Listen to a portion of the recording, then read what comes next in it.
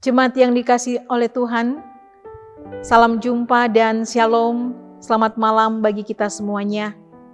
Pada malam hari ini, di malam yang indah ini, kita kembali diberikan kesempatan oleh Tuhan untuk menikmati persekutuan yang indah melalui sehati di dalam doa bersama dengan Gereja Toraja Jemaat Warakas, Klasis Pulau Jawa. Kita bersyukur kepada Tuhan atas kasih Tuhan yang selalu hadir di dalam hidup kita. Kita bersyukur atas persekutuan yang Tuhan karuniakan bagi kita.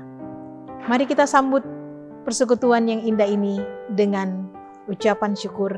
Kita masuk dalam saat teduh.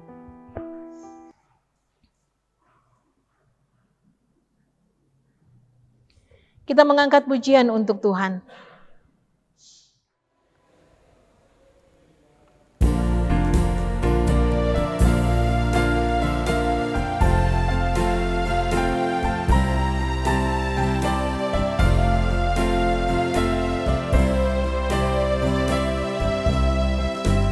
Firman-Mu ku pegang selalu, saat kurang, saat senang, jalan hidup yang akan datang, tangan Tuhan yang memegang.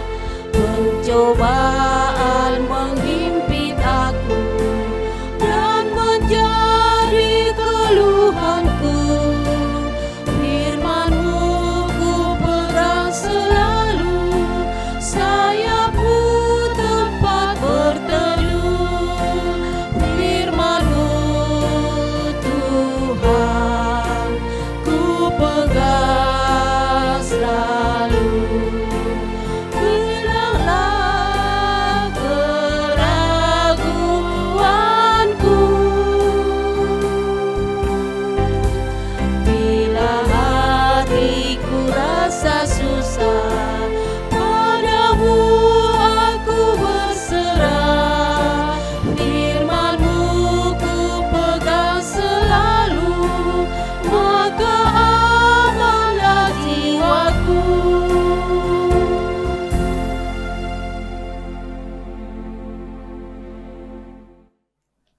Mari kita satu di dalam doa.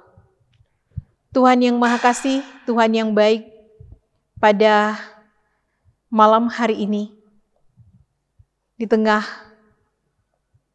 kami telah melalui segala aktivitas kehidupan kami. Engkau dengan kasih-Mu kembali mempersekutukan kami untuk boleh memuji, memuliakan nama Tuhan, bahkan akan membaca dan merenungkan firman Tuhan. Ya Tuhan yang Maha Kasih, Tuhan yang baik, berkatilah hamba-Mu yang akan menyampaikannya, dan berkatilah kami semua di dalam memahaminya, sehingga kami boleh mendapatkan akan makna sejati melalui kebenaran firman Tuhan pada malam hari ini. Ampunkan salah dosa kami, dan tolonglah kami Tuhan.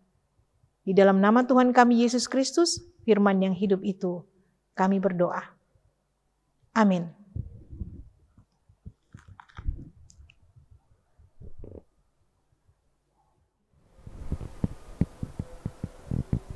Pembacaan kita pada malam hari ini terambil dari 1 Timotius pasal 4 ayat 1 sampai 10 yang berbunyi demikian. Tetapi Roh dengan tegas mengatakan bahwa di waktu-waktu kemudian ada orang yang akan murtad lalu mengikuti roh-roh penyesat dan ajaran setan-setan oleh tipu daya pendusta-pendusta yang hati nuraninya memakai cap mereka. Mereka itu melarang orang kawin, melarang orang makan makanan yang diciptakan Allah supaya dengan pengucapan syukur dimakan oleh orang yang percaya dan yang telah mengenal kebenaran. Karena semua yang diciptakan Allah itu baik dan suatu pun tidak ada yang haram jika diterima dengan ucapan syukur. Sebab semuanya itu dikuduskan oleh firman Allah dan oleh doa. Dengan selalu mengingat hal-hal itu kepada saudara-saudara kita, engkau akan menjadi seorang pelayan Kristus Yesus yang baik terdidik dalam soal-soal pokok iman kita dan dalam ajaran sehat yang telah kau ikuti selama ini. Tetapi jauhilah tahyul dan dongeng nenek-nenek tua. Latihlah dirimu beribadah, latihan badani terbatas gunanya. Tetapi ibadah itu berguna dalam segala hal karena mengandung janji, baik untuk hidup ini maupun untuk hidup yang akan datang. Perkataan ini benar dan patut diterima sepenuhnya. Itulah sebabnya kita berjerih payah dan berjuang, karena kita menaruh pengharapan kita kepada Allah yang hidup, Juru Selamat semua manusia, terutama mereka yang percaya. Amin firman Tuhan. Jemaat yang dikasihi Tuhan, kita telah bersama-sama membaca satu bagian firman Tuhan lagi dari kitab 1 Timotius pasalnya yang keempat, ayatnya yang pertama sampai dengan ayatnya yang ke-10. Dari pembacaan ini, saya memilih ayatnya yang ke-8 untuk menjadi nats renungan kita. Latihan badani terbatas gunanya, tetapi ibadah itu berguna dalam segala hal, karena mengandung janji, baik untuk hidup ini maupun untuk hidup yang akan datang.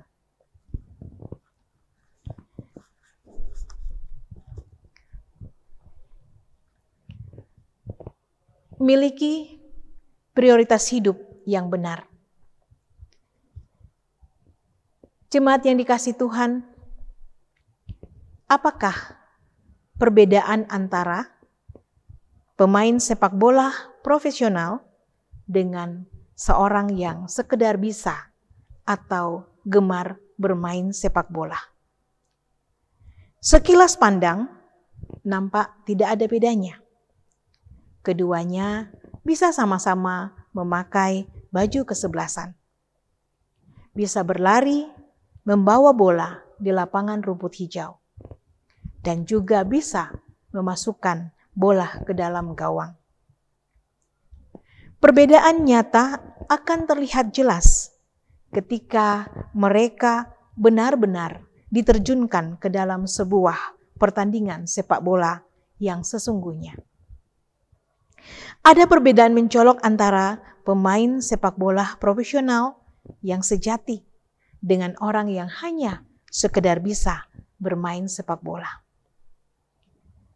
Setiap orang mungkin bisa bermain bola, tetapi untuk bisa bermain layaknya seorang pemain sepak bola yang profesional, terkenal, dibutuhkan tujuan yang jelas.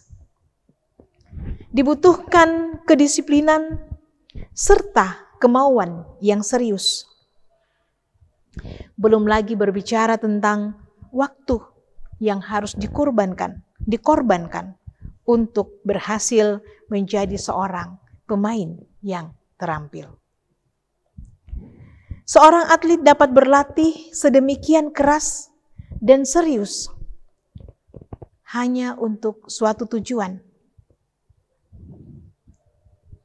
yang tidak kekal.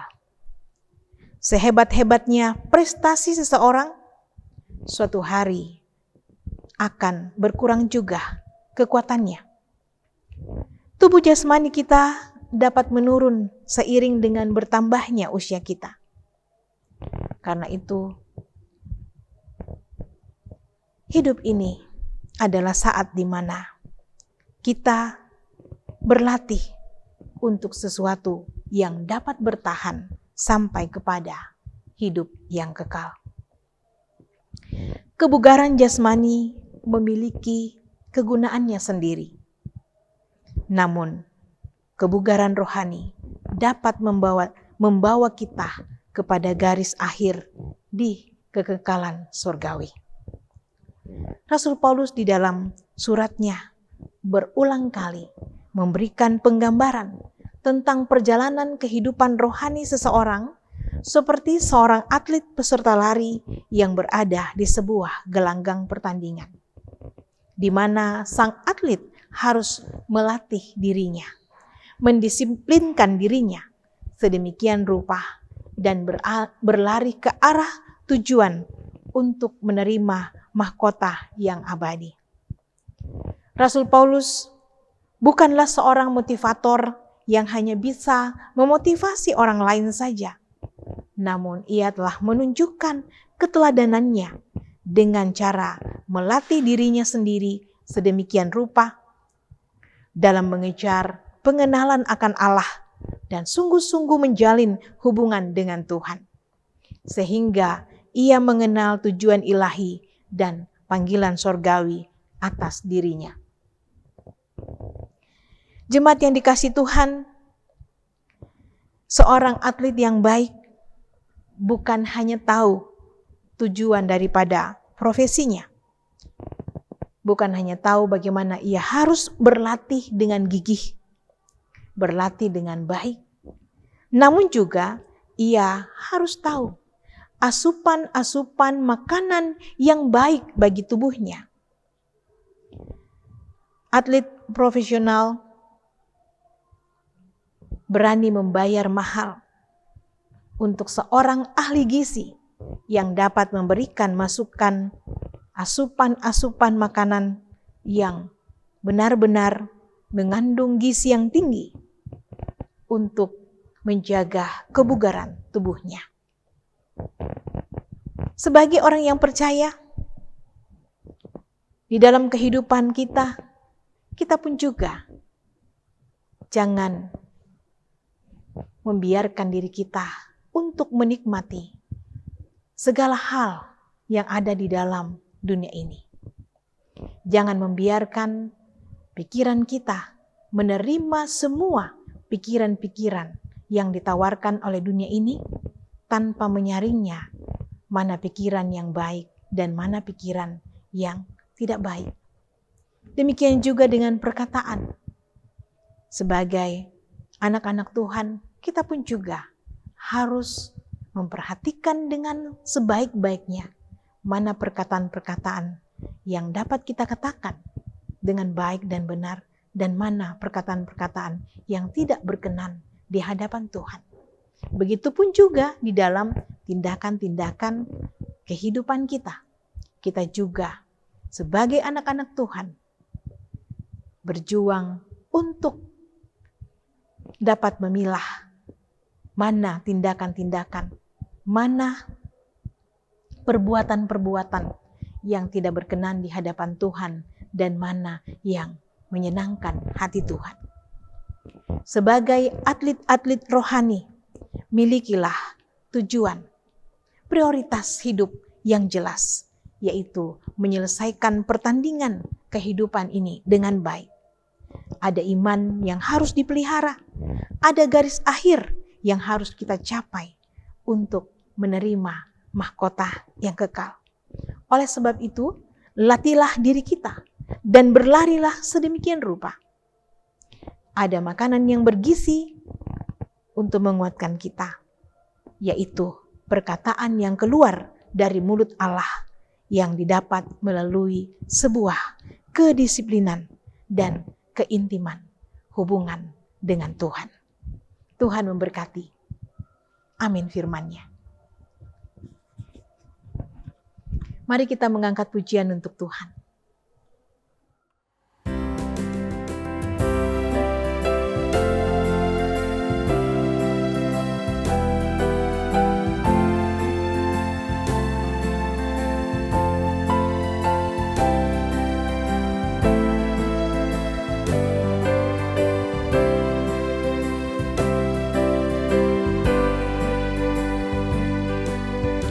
Jadilah Tuhan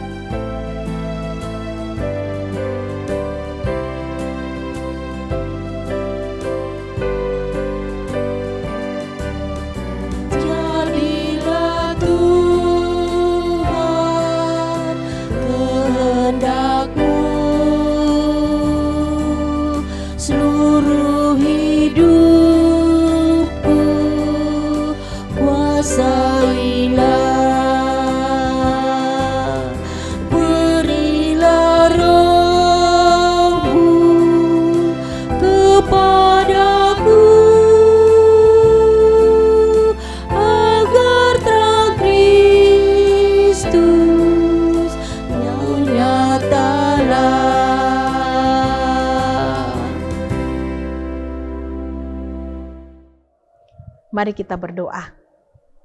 Tuhan yang Maha Baik, Tuhan yang Maha Kasih, terima kasih pada malam hari ini.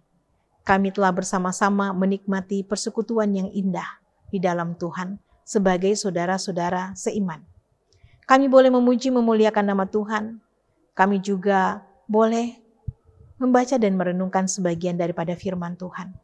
Pada malam hari ini kami diingatkan lagi untuk menentukan hal yang prioritas yang harus kami hidupi di dalam kehidupan ini, yaitu bagaimana kami terus melatih diri kami untuk beribadah, melatih diri kami untuk semakin mendekatkan diri kepada Tuhan, melatih diri kami untuk senantiasa disiplin dalam hal-hal rohani, dan juga mengetahui bahwa prioritas hidup ini adalah mencapai garis akhir di mana Tuhan sudah menyediakan mahkota kehidupan buat setiap orang yang terus menjaga kehidupan imannya di dalam dunia ini.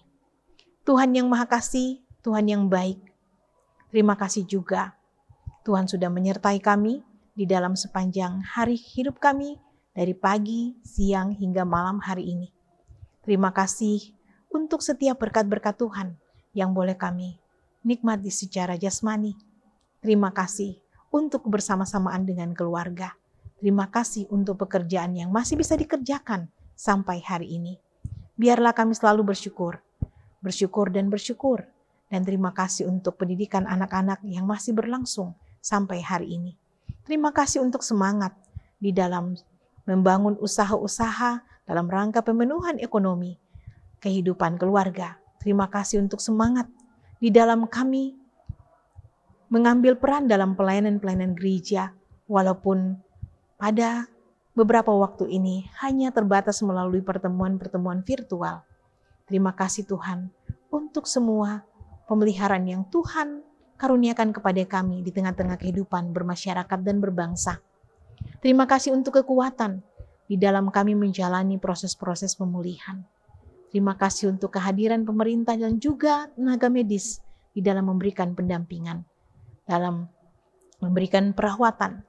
Dan terima kasih untuk vaksin yang masih terus boleh dilaksanakan untuk semua masyarakat sampai pada hari ini.